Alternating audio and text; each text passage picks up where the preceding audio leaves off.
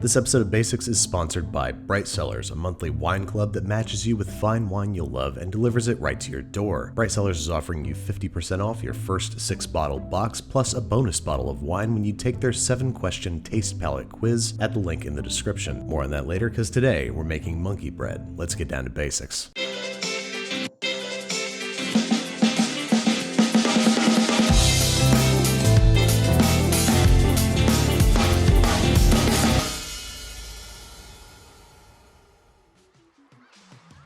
Alright, so monkey bread obviously starts with bread, and for the job I can't think of anything better than an enriched, buttery, brioche-style loaf. So in the bowl of a stand mixer, we are combining 500 grams of bread flour, 7 grams of instant yeast, 50 grams of sugar, and 10 grams of kosher salt. Give that a tiny whiskin until it is nice and homogeneous. Then we're adding 100 grams of whole milk and 200 grams of water, both tepid in temperature. Affix dough hooks and knead until combined and relatively smooth, about 2 minutes. Then unfortunately I'm gonna have to switch over to my metal bowl because the glass one is too wide, so I'm sorry you can't see what's going on. But with the mixer running on medium speed, I'm adding 85 grams of unsalted room temperature butter, one small piece at a time, allowing each piece to fully incorporate into the dough before adding the next. Then I'm kneading for 6 minutes until the dough is smooth and supple and not too sticky. Oh, that's still too sticky. Should take anywhere from 6 to 8 minutes, and you should end up with a dough that's smooth and supple and definitely still sticky but handleable. Once we get it there, we're turning it out onto an unfloured countertop and stretching it into a taut ball. It shouldn't stick to the countertop, but it should want to. Then we're dropping it in a lightly greased bowl, covering with plastic wrap and letting rest at room temperature for 1 to 2 hours until doubled in size. Then, so we don't introduce any more flour into the situation, I like to work with this dough on a lightly oiled countertop, with lightly oiled hands for good measure. Turn out the dough, punch it down, as life so often does. Then we're going to roll and stretch it out into a longish, oblongish shape for easy cutting. Monkey bread is, after all, a tear and share bread, so we need to divide this into evenly sized balls. And then because we want these balls to have both a consistent size and shape, we're going to roll them against the countertop, stretching their tops taut. This is going to help give our monkey bread that nice classic bubbly look. The size of your balls is going to depend on the form factor of your monkey bread. For this first batch, I'm doing individual monkey bread muffins, so pretty small, around 30 grams each. And I'm thinking for breakfast, ham and cheese might be nice, so I'm going to make a sort of Monte Cristo monkey bread, chopping up about 4 ounces of ham and shredding up about 4 ounces of Gruyere and mixing them together in preparation for assembly. Then to assemble, I've got some big old muffin cups here. I'm grabbing 4 or 5 dough balls, however many I can fit in each cup, and giving them a toss in melted cooled butter before arranging them in the cups. You don't want to overfill these because they're probably going to grow by about 50% during the first rise. Then we're topping each with a generous pile of our ham and cheese mixture, covering with plastic wrap and letting rest at room temperature for another 45 minutes, until not quite double in size, but nice and puffy. Rip off the plastic wrap and pop this guy in a preheated 350-degree Fahrenheit oven for about 25 to 30 minutes, rotating halfway through until it's nice and golden brown and its thickest point registers 200 degrees Fahrenheit. Let cool for 10 minutes before removing from the tin, dusting with powdered sugar, and topping with a big old dollop of raspberry jam. Now, monkey bread is traditionally a tear and share, so I know having an individual version might be kind of silly, but in addition to tasting really, really good, let's face facts, it's cute. It's cute, and there's no way you're going to convince me otherwise. That being said, let's make a good old-fashioned tear and share style loaf. Same dough recipe, but this time we're divvying it up into slightly larger balls, 50 grams or about the size of a golf ball. And then these guys are getting the herb and garlic butter treatment. You can use whatever herbs you like. I'm going with chives, parsley, and dill, chopped up nice and fine and mixed together with about 8 ounces of melted and cooled butter. We're also going to add 3 or 4 cloves of crushed fresh garlic. Tiny whisk everybody together. Try not to eat this whole bowl with a spoon. Spray down a nonstick loaf pan with nonstick spray. Give these guys a bath in garlic herb butter and arrange in the pan. There doesn't really have to be any rhyme or reason to this, but the more organized you make it, the cooler looking your bread is going to turn out. You also want to make sure that it's roughly an even thickness so that it rises and bakes evenly. Grease up some plastic wrap with nonstick spray, cover loosely, and let rise at room temperature for about 45 minutes. Again, not until doubled in size, but until it grows by about 50%. Again, we're baking for 25 to 30 minutes at 350 degrees Fahrenheit until the thickest point of the loaf registers 200 degrees Fahrenheit and it is deeply golden brown. Now, if you haven't used it on your cereal or butter in your coffee, you should have some leftover garlic herb butter, which we're going to brush down the loaf with so it gets a beautiful sheen, has some nice fresh herby taste, and so it gives the loaf's exterior a sticky surface upon which we can adhere some flaky finishing salt, adding extra crunch and flavor to every already delicious bite. Let this guy cool for 10 minutes in the pan, turn him out, and serve him up while still nice and warm. Monkey bread is amazing for about 10 minutes, really good for about another hour, and then still good but a shadow of its former self after that. But when it's fresh, oh man.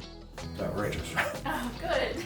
There really is no other word for it. It is outrageous. But enough with the savory. What if you're in the mood for something sweet? Same dough as before, 50-gram balls, and you can bake this in whatever you want. I'm headed into a well-lubed tube pan that I'm also sprinkling with sugar, which should give our bread a nice, crusty, crunchy exterior. Then these guys are getting rolled and melted in cooled butter. Then in a mixture of 200 grams brown sugar, 120 grams white sugar, and about 2 tablespoons of cinnamon. Rinse and repeat with the remaining balls, once again trying to make sure that they form a relatively even layer around the bottom of the pan. Cover with plastic wrap, let rise for 45 minutes, and I accidentally left B-cam running, so we get this really cool time lapse. I should definitely start doing that more often. Let it rise by about 50%. Same 350-degree Fahrenheit oven. This one might take a little bit longer because it's so big and bad, and once it's cooled for 10 minutes in the pan, go ahead and turn it out onto a serving plate, and marvel at its beautiful, sugary, crusty, symmetrical asymmetry, and try to do your best to not eat the whole thing yourself before serving to your guests. With all these carbs and sugar, it's less of a party starter and more of a party finisher. Over on the party starter side of things, we've got today's sponsor, Bright Cellars, a service that selects wine just for you from all around the world and delivers it right to your door, making it a perfect pairing,